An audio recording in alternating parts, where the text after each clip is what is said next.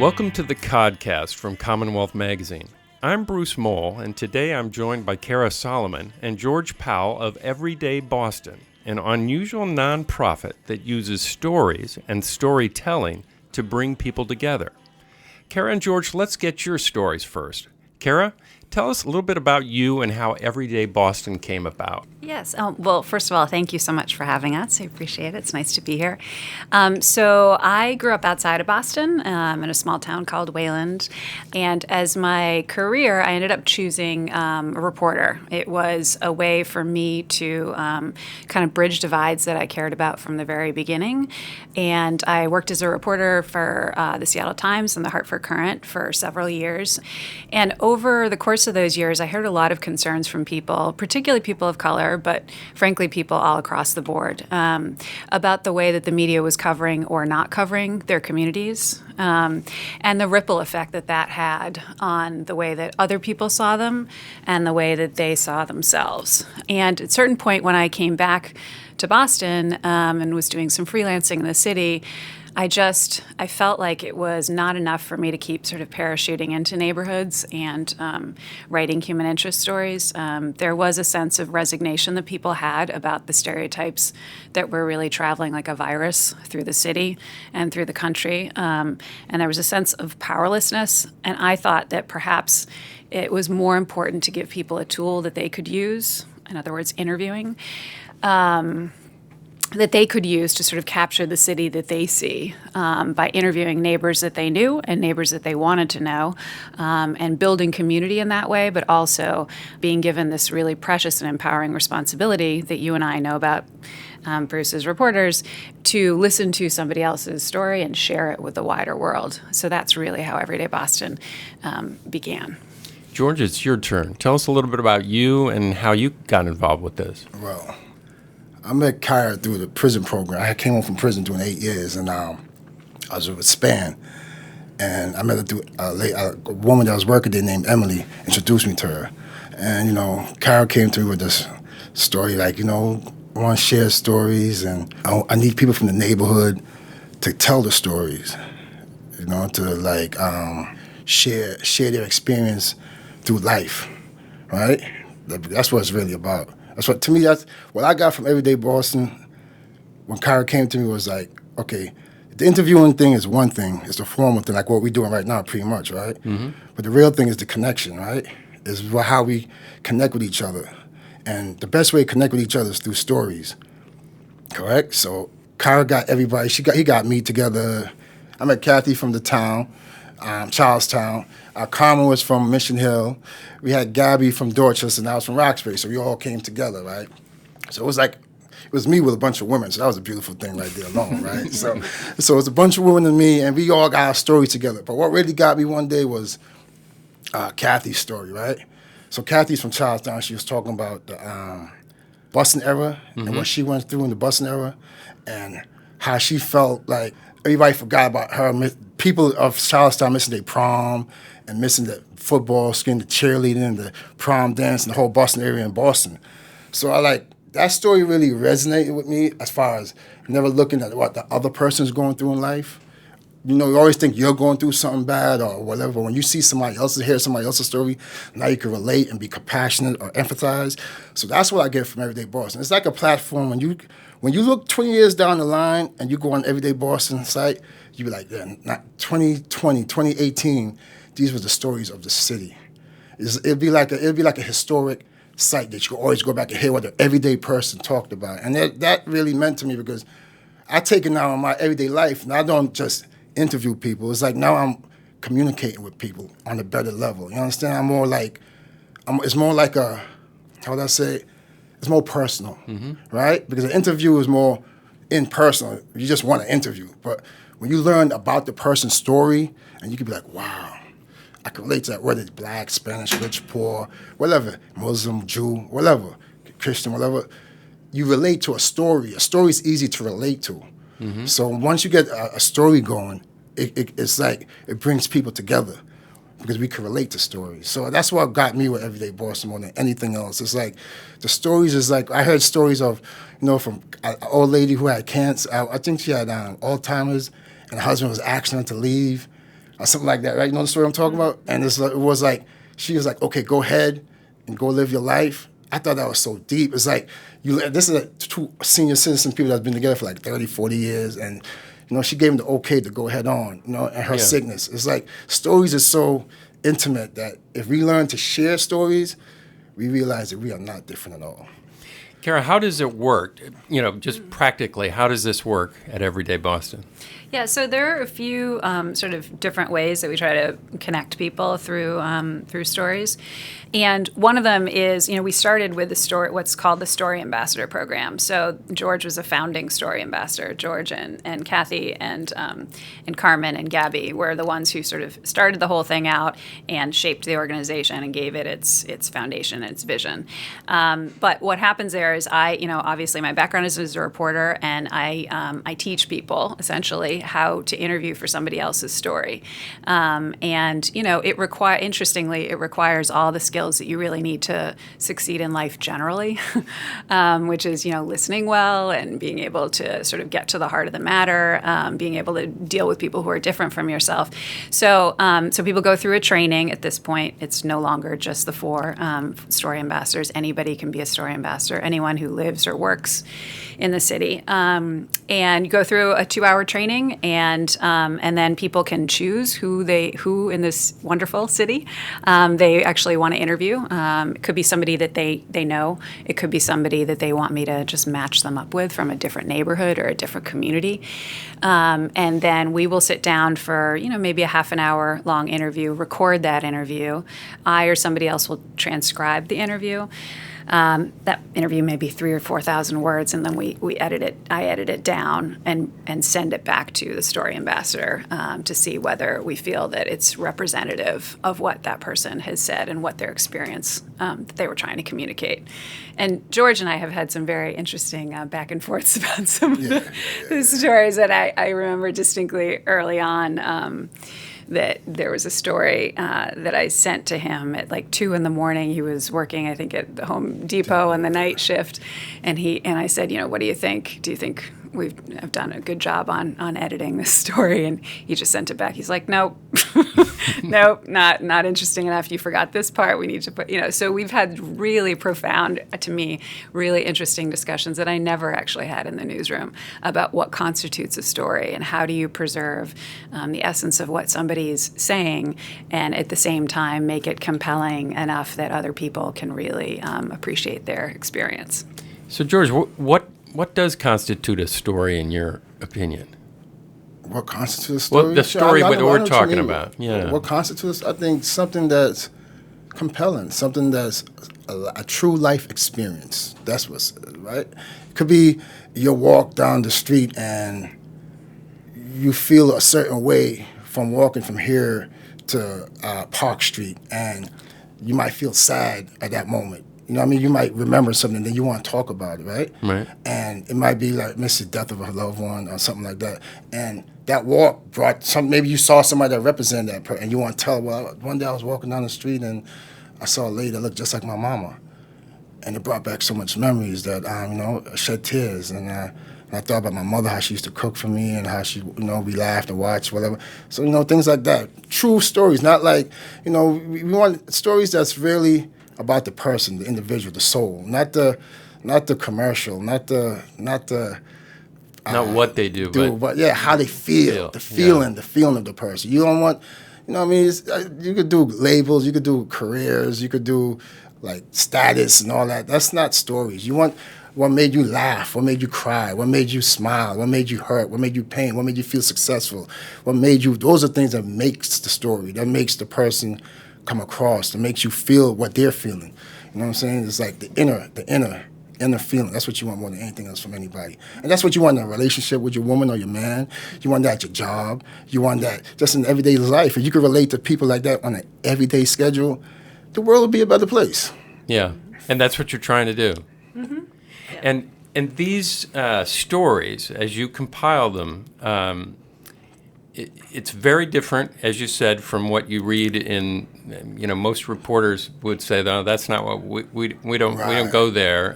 We're more interested in the status, more policy, more whatever, not the true feelings behind it.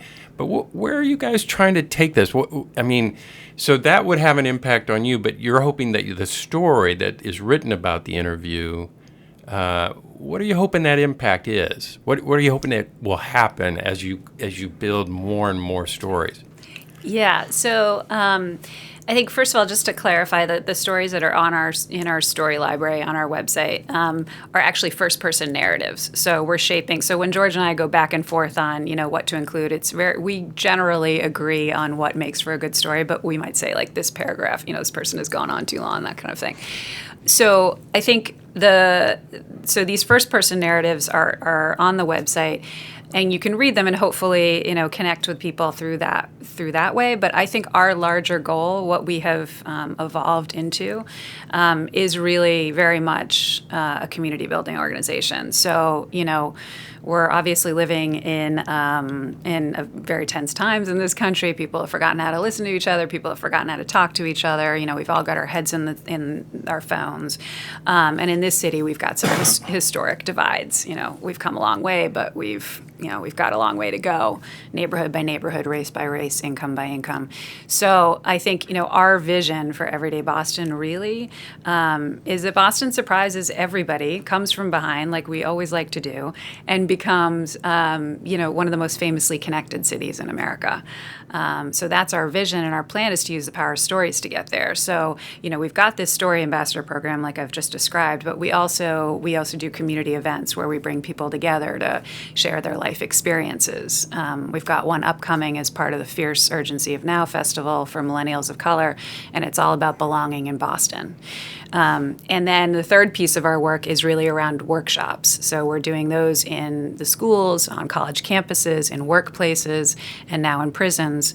And those are designed to strengthen people's listening and communication skills through this activity of learning how to interview somebody else about their life story. So I think what we would like to see is, a citywide conversation that I think is happening in different pockets, but would like to broaden that out and jumpstart it, about what it looks like to be a really curious and connected culture in this city, and how can we use stories to do that, because stories are sort of like the gateway drug to human connection. I mean, they're just built into who we are as a species, and so it's a natural way to connect people at a time when it's very difficult to connect. So, George, you've been doing this, I think, from pretty much the start. Yeah. First day, met her down Dunkin' Donuts, or was it Burger King? Burger King. And from that point on, off and running. I live in New York, too. I came all the way from New York to come here sick. I just want her to know that. All the way from here from New York. Yeah, go ahead. I'm just teasing. So as you hear people's stories and then share them through the website with other people, I wanted to ask a little bit about how you select who you want to talk to, who you want to reach out to learn their story. How does that happen? Well, in the beginning, we did with people that we knew. So it made it so we could learn to get a comfort zone. But then after a while, we just stopped walking the street. Me and Cara walk. Hey, how you doing? Come here. And, how your day going? And, what I mean? We just start asking questions. And what was the reaction when you stopped people on the street and said, tell me your story? It wasn't too bad. It really wasn't? Honestly. Yeah, you'd be surprised. People want to talk. People want to be listened to. That's why I think of this more than anything. Yeah. People want people to be listened. If somebody, we all got ears, but we don't use it, right? True. So this is like a way of giving people a voice, right? And you'd be surprised. People is not that standoffish when you approach them with a positive attitude and a good energy, right? Because like we say, we're going from within. So we connect from within, then we're not going to get the rejection. You know what I mean? So they feel it. So there's not that much rejection. Don't get me wrong. There is some people, we going to dudes hang on the corner. Hey, what's going on, dude? How you doing, my bro? Ah, man, get out of here, man. Get that microphone out of here. Hey, you're going to get that. You're supposed to. That's respectful. Okay, see you later. But as a whole, it's about how we connect. It's how we approach the person, I think. And the people that we're approaching really want to be heard. And is it a certain type of person you would be looking for? No. I like to talk to everybody. I don't care, white, black, Spanish, Asian, rich, poor, drunk, sober. I don't give a damn.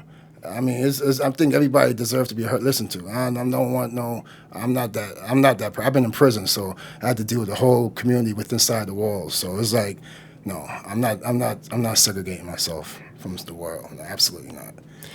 And what about geographically? Are you trying to get all across Boston, Cara, or are you just seeing who you bump into on the street? Yeah, I think we need to be more deliberate about that. I think we've got a lot of stories out of certain neighborhoods. I would say Dorchester is probably the best represented. Roxbury, Mattapan, East Boston. I think we need more Back Bay. I think we need more Brighton, Allston. So I think we do not want to replicate sort of the patterns of segregation in Boston by only focusing on certain neighborhoods.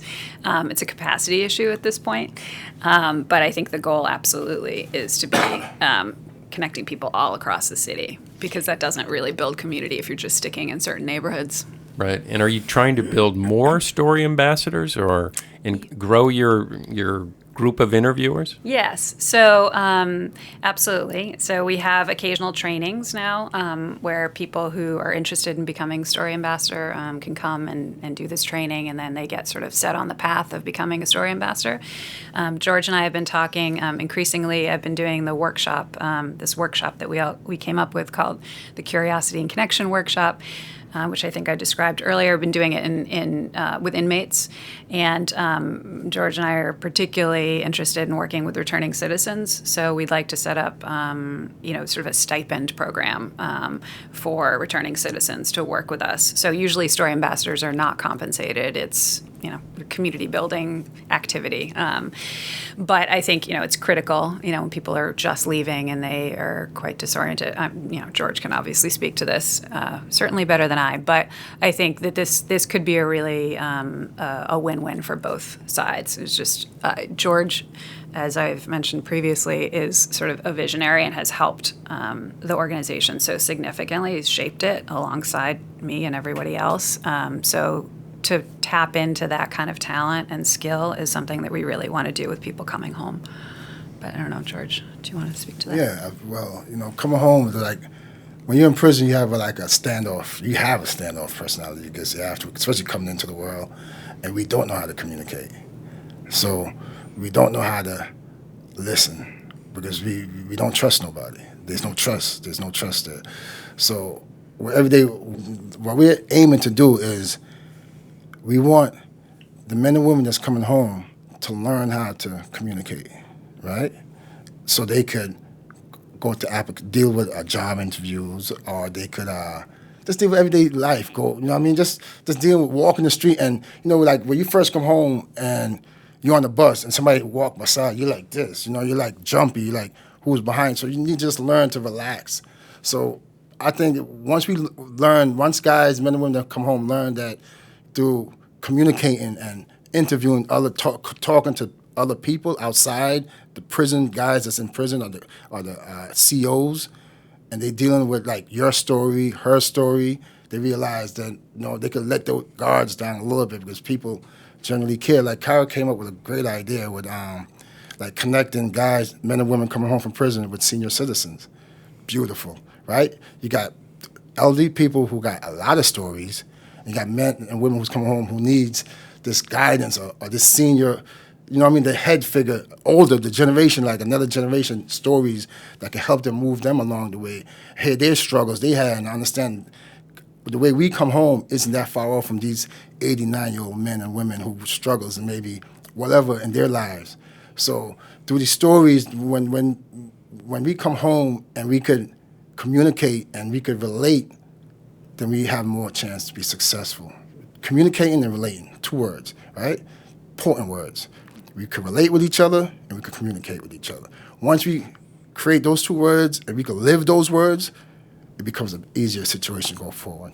And how the interview process, so I'm accustomed to going in an interview with a certain goal in mind, what I want to get or what I think I need, and then I wait to see if there's any surprises.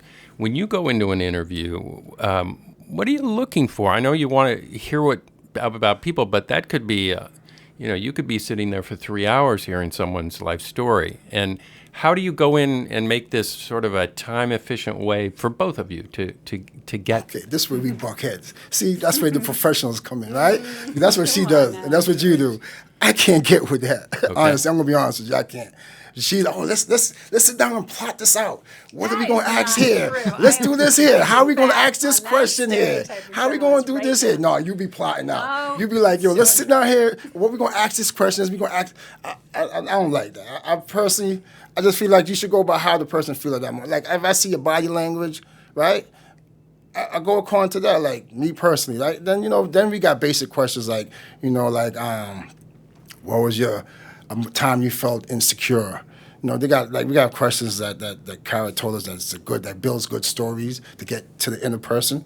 So we got certain questions that she had laid out that she taught us how to ask certain questions to get to the inner persons, like that, like what a time that you felt that you accomplished something that you didn't think you could accomplish. So this would get the inner stories, right? This would get the person talking from within themselves, right? So the little sentences like that she created allowed us to get to that thing. But I really like doing it off the cuff personally. I live my whole life off the cuff, so that's why it's so easier for me to do it off the cuff. Do you have a favorite interview that you've done? That I've done personally? Yeah. My favorite interview was, let me see, that I personally did. You don't say Kathy, she's going to be mad. Who? Kathy? Kathy. Yeah, I got to say Kathy, right? Gotta say Kathy. Yeah, I got to say Kathy. She's from Charlestown, right? No, not that Kathy. Oh, different. She's Kathy. from East. She's from East Boston. Yeah, she's my buddy, right? That's my buddy. We still talk to today. I mean, she calls me, I love you, George. I love you, Kathy. Mm-hmm. Yeah, that's my buddy. Kathy, I think. And why did you like that one so much? Because Kathy's an Eastie. She's really East Boston. You know what I mean? She got this language. She got the whole personality. She talks her mind. She doesn't hold back. She's Boston for real. She's like East Boston. Like she's old school East Boston. Like it's like when you talk to her, you're sitting down in front of somebody that's born and raised in Boston. So you were very interested in sort of seeing what that type of person was all about. Well, I lived it, so I knew it, but it was just good to see that person still around. Yeah. That since the neighborhood is changing so much, and right. then it's good that person is still in East Boston and still got that same personality, hasn't changed. You know what I mean? So that was good to see that. And she's just a likable person. She curses like a sailor. So I love it. You know what I mean? She'll be like F you and F you. And she's herself. I love people who could be themselves. Like if you don't have to put on this facade that you're this or that, and you just be, I don't care if you make $1 million or you make $1. Just be yourself. You know what I mean? And that's what I like. That's why I think I like Kathy more than anything else, because she's herself. Cara, would you have a favorite? Well, I was just going to jump in on the Kathy one because I was there. It's probably it might be Kathy because of the relationship I think that we've all built as a result of it. It's kind of what we want Everyday Boston to be, essentially. But it was as a result of going on almost like a little field trip to East Boston one day, and we went into Eddie C's, which I had written about for BUR for an article, and sort of we're asking people who should we interview, and some guy was taking, I think his name was Sal, he was taking a sandwich over to Bobby the barber, and he was like, let's go. And so George and myself and Gabby went. And George was interviewing Bob the barber, who's a great guy, and Kathy was in the seat, and she was like, "Oh, you're from Roxbury?" And then she just jumped in, and then went to town. Yeah, she did. She did, and she just started to, she's a natural born storyteller. To George's point about, I think the point of, that ideally people sort of, I sort of set them up hopefully for asking story type questions. How it works. Like think of somebody's life as a movie. What you want to think about is slowing down to a scene or a moment or a character. And so people will formulate questions sometimes around that, like tell me about a time when, that kind of a structure, and then they go off and running. But with Kathy, you don't even need that. And that relationship has sustained. I see her every week almost, and George talks to her all the time. So I think that's one of my favorites. Yeah. That's fascinating. Yeah. Well, thank you both for joining me today and coming in and sharing your stories. And for our listeners, we'll see you again next week. And I don't know